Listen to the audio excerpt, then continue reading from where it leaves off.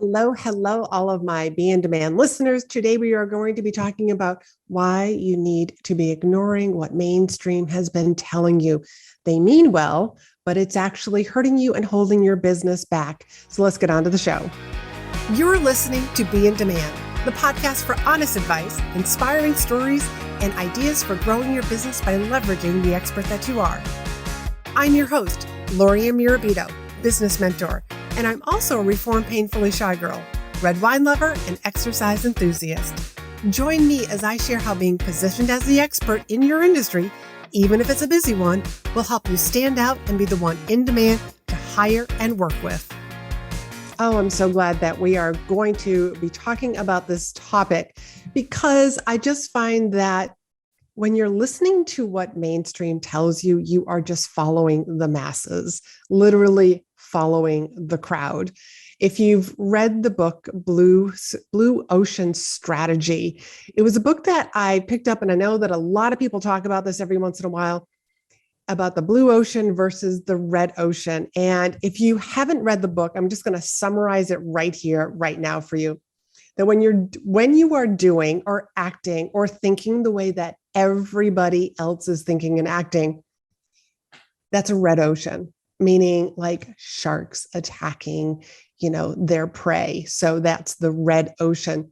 And that seems to be where everybody ends up going towards. And I know that when you're new to the online world, we look at the people that it's working well for them. So let me do what they're doing. Let me follow what they're saying to do.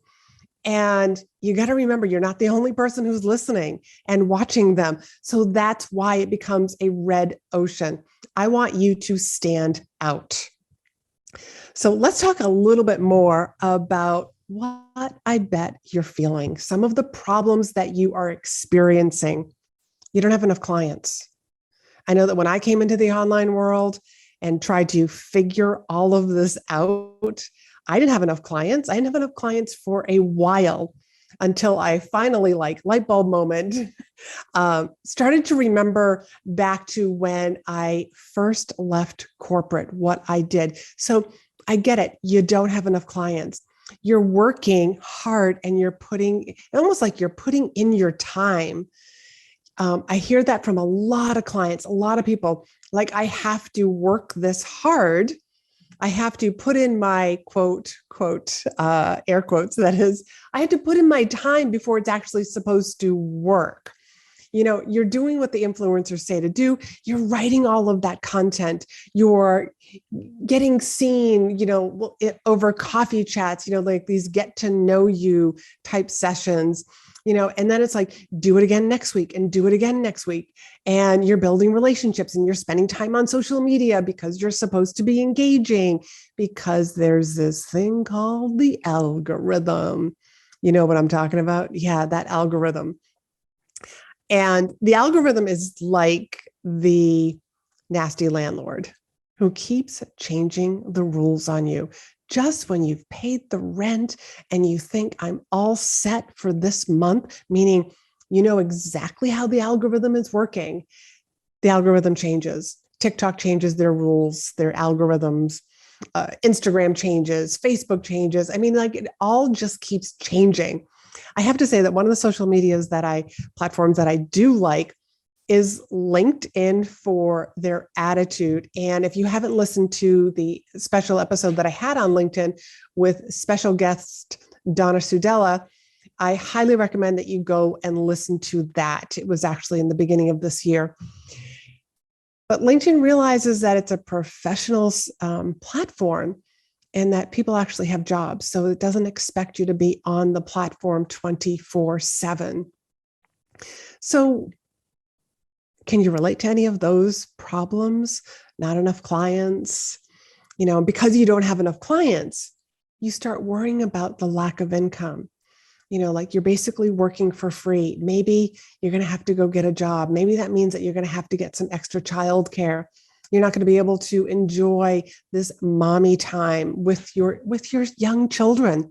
You feel like you're working harder than ever.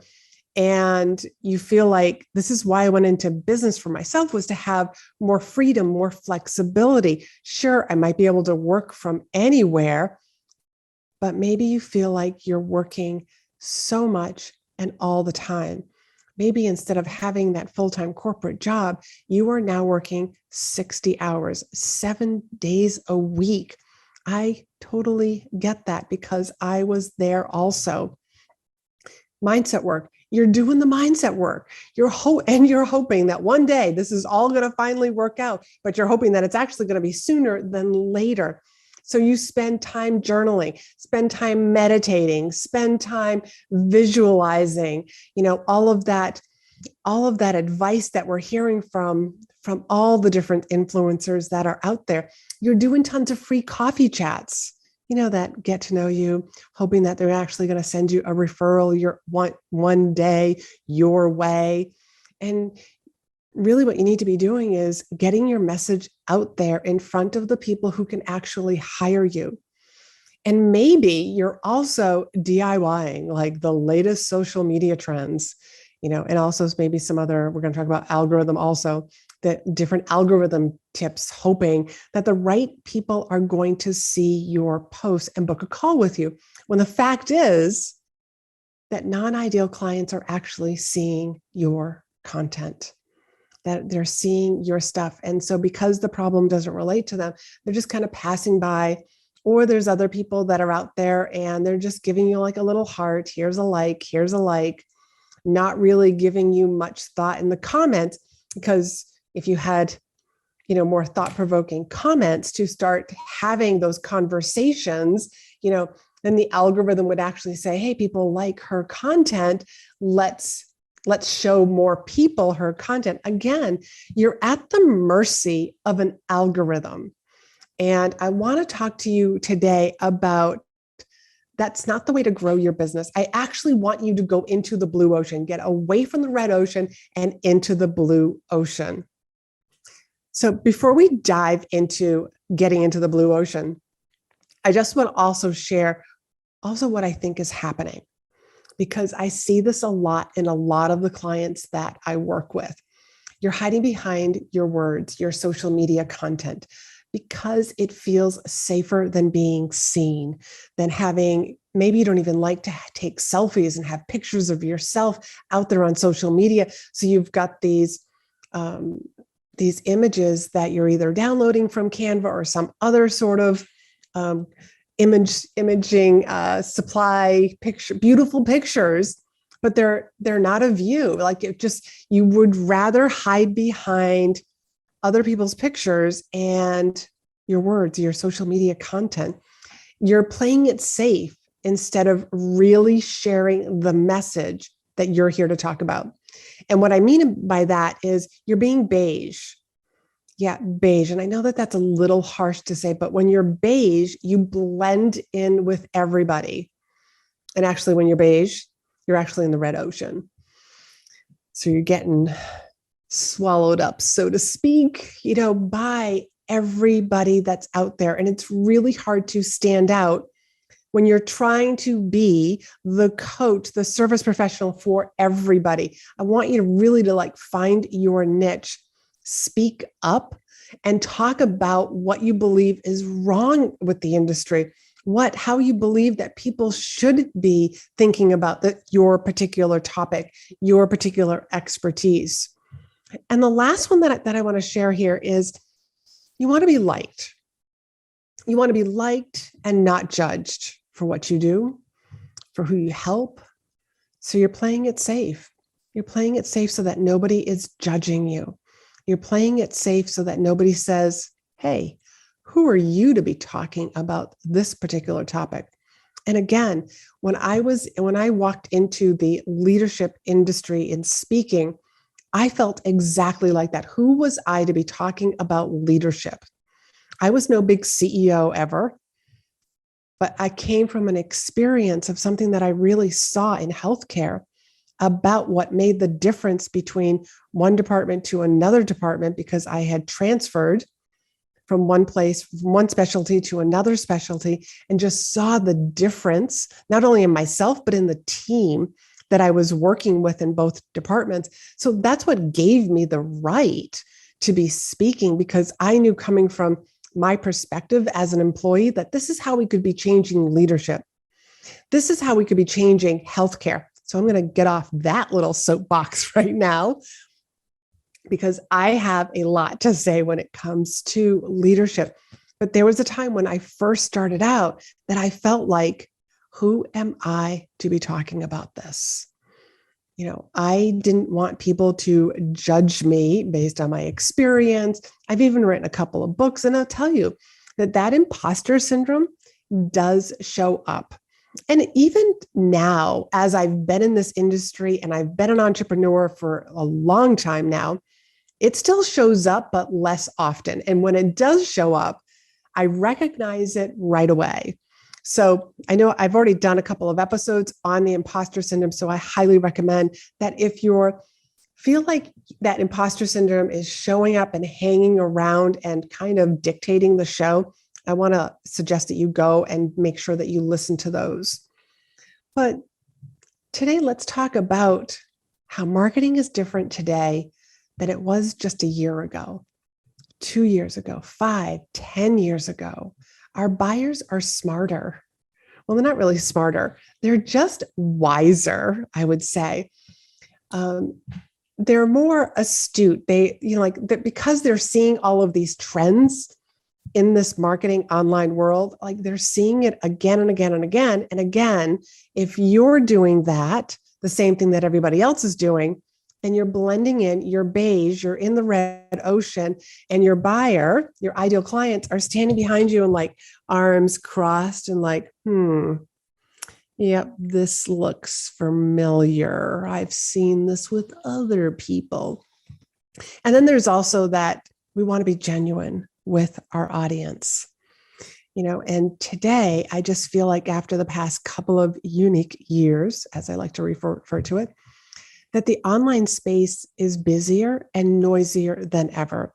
So many people have left their jobs and decided to I'm not going to be at the mercy of somebody else dictating whether I have a job or how I work. I'm going to work the way that I want to work. I'm going to work the hours that I want. I'm tired of commuting, an hour and a half into a city to a job that doesn't fulfill me. So there's so much opportunity to actually be working for yourself. And I highly encourage you to explore that if it's not something that you have been doing. But I would imagine that if you're listening to my podcast, that you probably are some sort of an entrepreneur looking for ways to stand out. And this is one of those episodes that is a behind the scenes. This is going to be I'm going to call this a foundational episode, because understanding how to stand out in a noisy world is critical for all of us. And also just to be on our toes, realizing putting ourselves in our audience's shoes, being really aware of that. Because as trends come and go, really always coming back to what is my audience experiencing? How can I make this better for them? So let's go back to what I started off by saying in the beginning of this episode about stop doing what mainstream is doing. I actually want you to do the opposite. That's right, the opposite. And that I'm all about speaking, because I believe that speaking is the fastest way to grow your business. And there are many different forms of speaking. So let's just talk about that a little bit, about following the masses and going in the opposite direction. There was many times that I attended conferences, and whether it was 500 people, 1,000 people, 3,000 people, when it came time for lunch, which I noticed was always after that 12 o'clock hour, because a lot of these bigger conferences are going to be held in, some sort of a city that has a conference center. And typically you're going to have a lot of lunch and restaurant places nearby.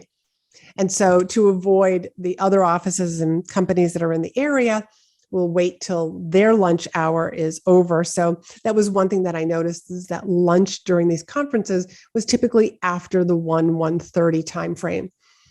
But the host would get up there or somebody who was emceeing and really would direct people like, hey, for the next 90 minutes, we're just going to break for lunch. And they would tell people where they could go for lunch, where there was like a strip of restaurants. So guess what happens? You've got a mass amount of people, like literally like a herd of people that are going in that direction. And I would go in the opposite direction. And I think almost every single time that I ever went in the opposite direction, every time except once, I found a place to eat. It was quiet. I got my food quickly. I didn't have to feel rushed. The person who was waiting on me didn't have to feel rushed. And I got back to the conference in time. And that's the exact same thing that I want you to start thinking about what you're doing. Look at what you're doing. Are you following the crowd and going in the same direction that everybody else is going in? Or are you deciding, maybe you're deciding today, to go in an opposite direction, a direction that actually is going to bring you someplace where people will then start to notice you more? So of course, what am I going to talk about? I'm going to talk about speaking. There's that crazy stat that's out there about 95% of the people are actually afraid of public speaking. I actually think now with cell phones and people taking selfies and doing lives that we're going to see that number is really going to change, which is also part of the reason why I'm in this particular niche, because just because you're not afraid of the camera doesn't mean you know how to communicate, eloquently, to your ideal clients. But let's stand out.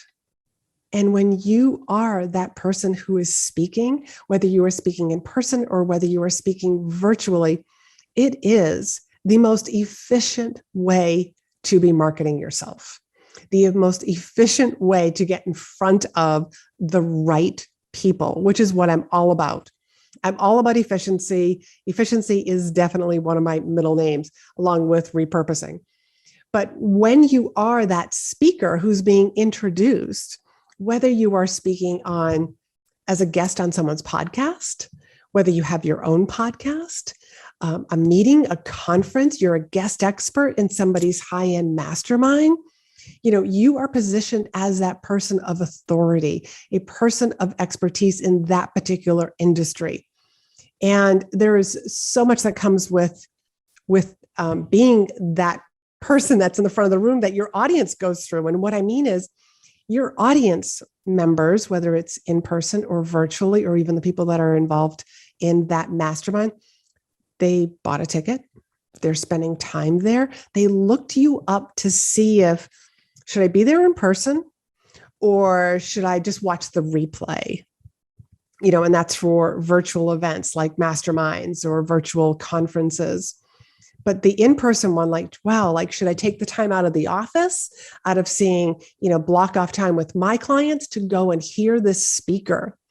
And so you start to think about all of those different decisions that your audience, your in-person and virtual audience members are making.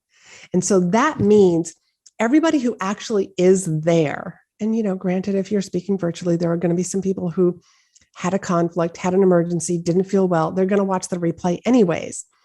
But just the fact that they're watching the replay, they're still spending time with you.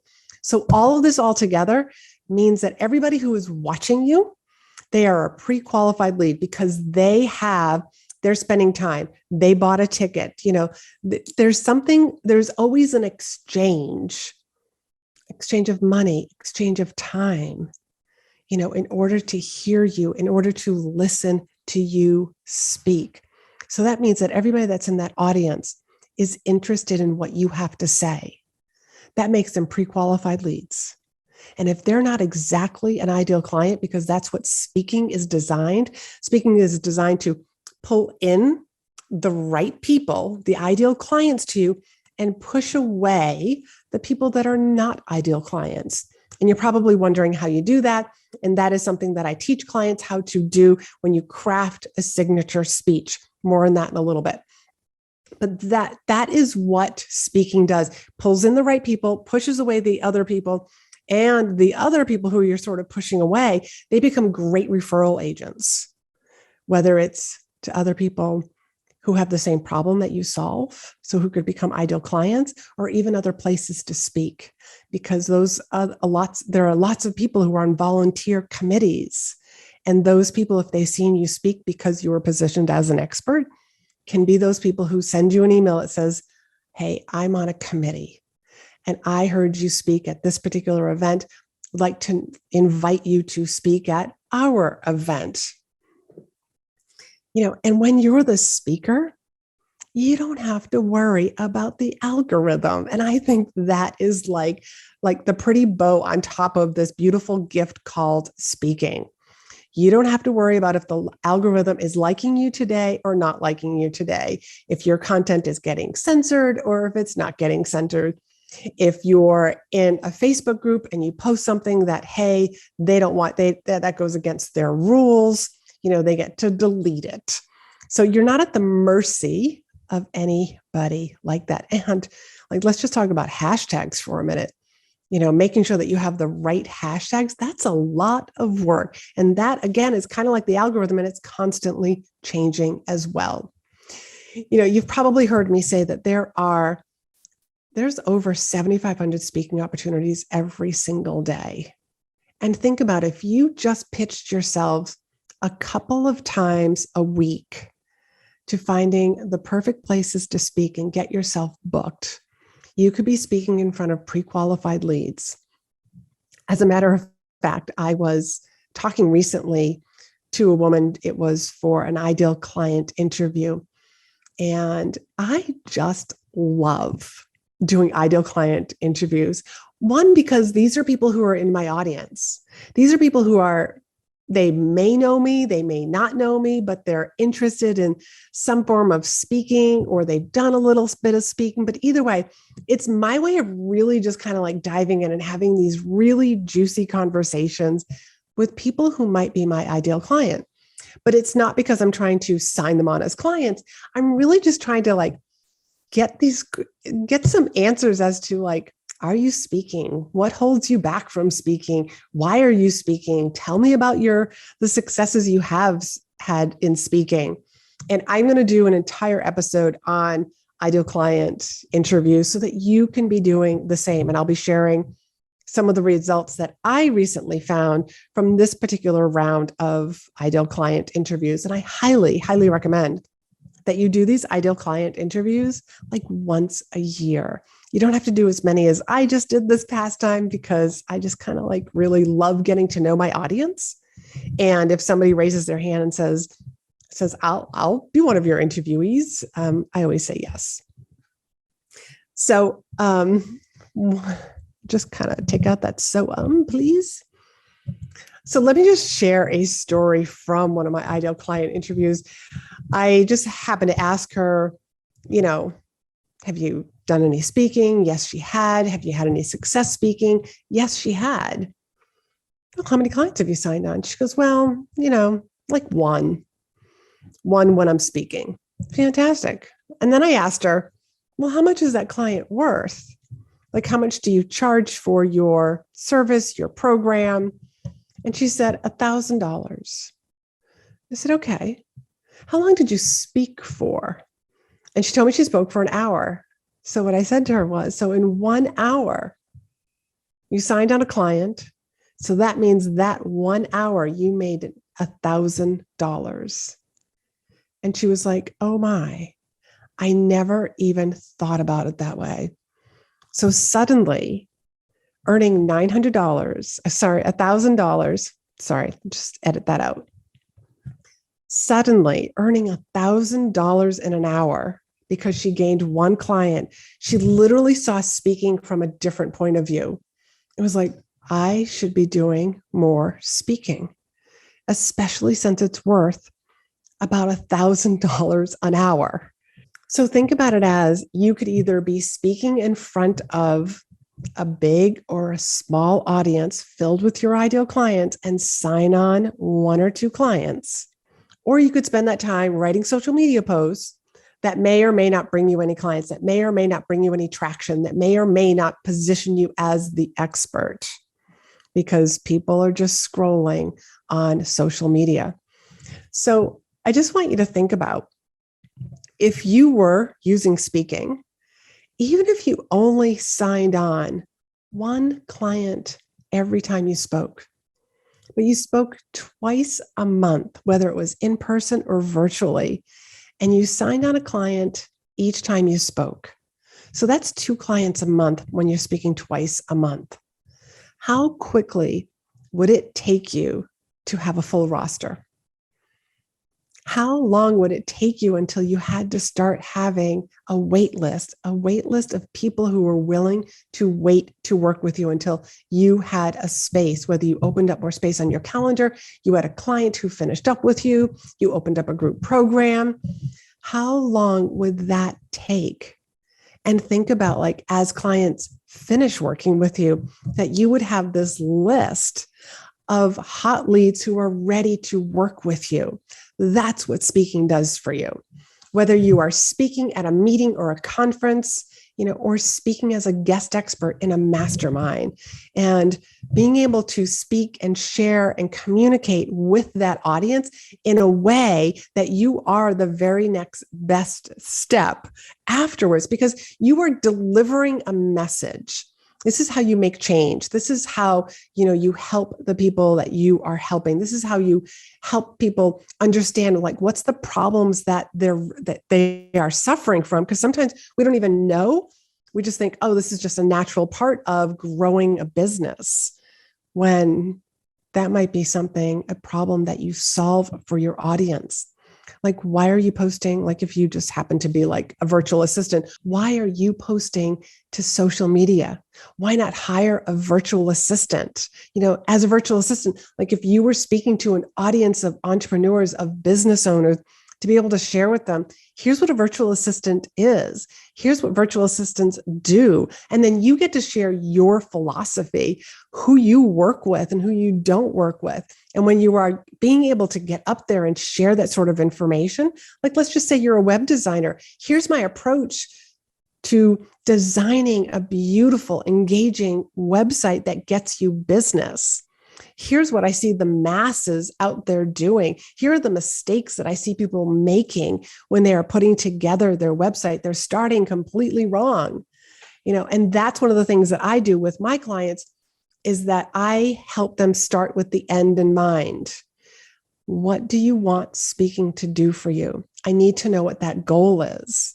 And then I reverse engineer. I work my way backwards, because in order to have that goal, then there are some other questions that I ask my clients, or inside my group program, In Demand Signature Speech, I ask them so that then they can start like, oh yeah, I get it. That's how I'm going to educate my audience, teach my audience, but also speak to their objections.